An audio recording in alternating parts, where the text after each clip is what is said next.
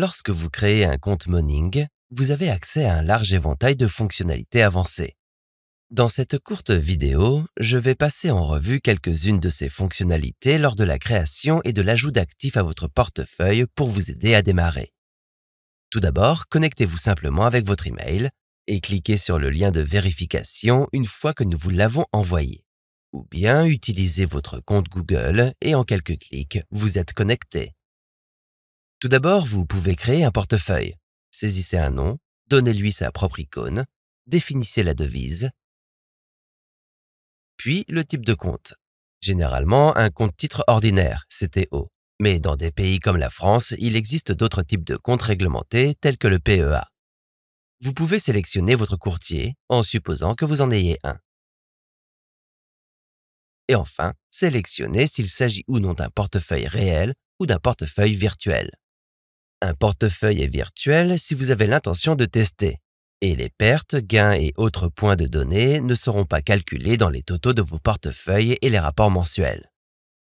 Tout cela est assez simple. Une fois votre portefeuille créé, à partir de là, vous avez deux manières d'ajouter un actif.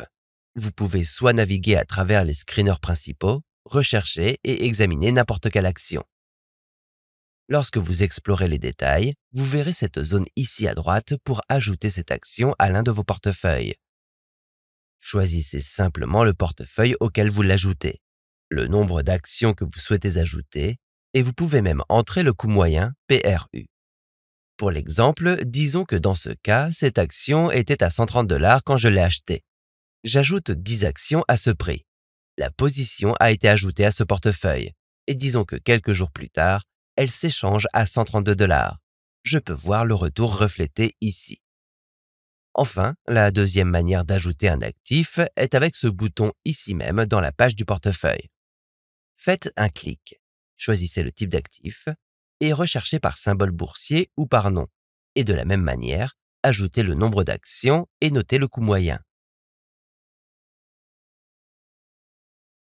N'hésitez donc pas à ajouter des actifs dans les deux sens, bien que ce bouton soit le seul moyen d'ajouter certains actifs qui ne sont pas automatiquement synchronisés avec la plateforme, tels que des bijoux, des métaux, etc. Pour ces actifs, vous pouvez inscrire un nom, puis la valeur actuelle, le rendement annuel et le prix d'achat moyen.